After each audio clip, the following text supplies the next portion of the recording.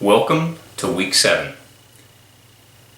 As I always do, I'm going to share a few insights from our reading this week, but I'm also going to expand that a little. There are some chapters in our text that are not required reading, and I want to share just a few items from that I think you may find of interest. And I encourage you to do the same. If you have the time, go ahead and read those extra chapters, maybe not as part of this course, but just part of your own self-edification. And then I'm going to ask you to do one more thing. After we're done with the class, review the text one more time. Just skim through it, maybe hit some of those points that we didn't go over, and then share the book with someone else. The nice thing about that is that you'll be imparting information with someone who can learn from it, perhaps someone in your organization who is responsible for social media. The other side effect is that that person will now be coming to you as an expert in social media. After all, part of earning your master's degree is becoming a master of that knowledge, that information that you can share with others. In this course, it'll be social media. In the program, it will be strategic communication. So that's a good best practice. When you find helpful information, share it. It's the right thing to do. It will also reward you in terms of other people relying on the information that you provide, and you're seen as that expert, as you should be.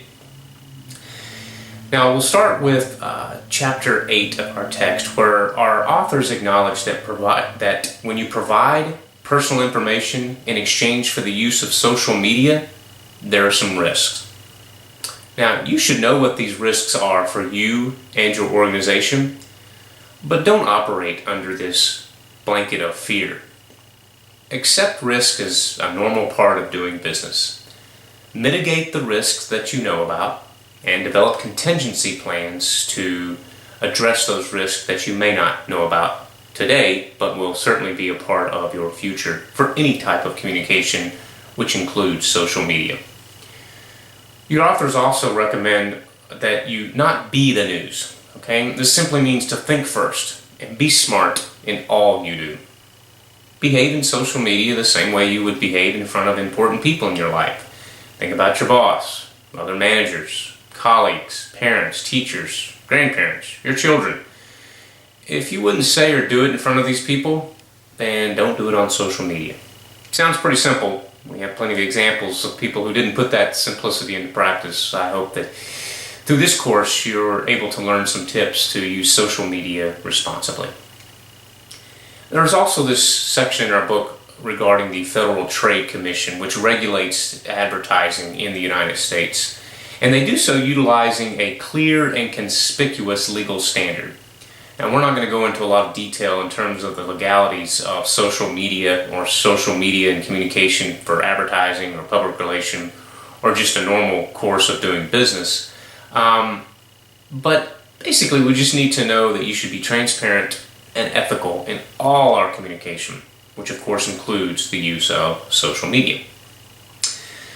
Now, we're not required to read chapter 10, but you may want to look through there, and one of the things I found interesting was the thought leader perspective from Craig Newmark.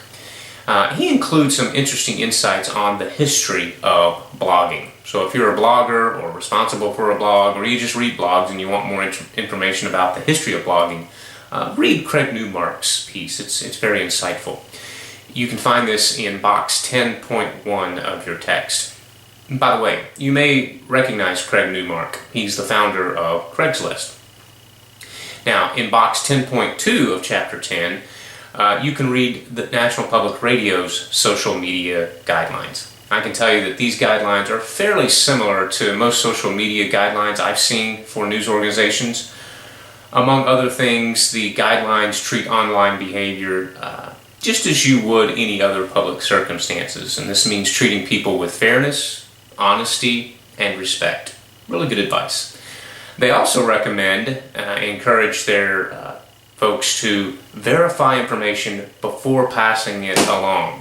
Now, this is an absolute necessity for those of us in public relations or journalists. It should be an absolute requirement for everyone. Verify that information before passing it along.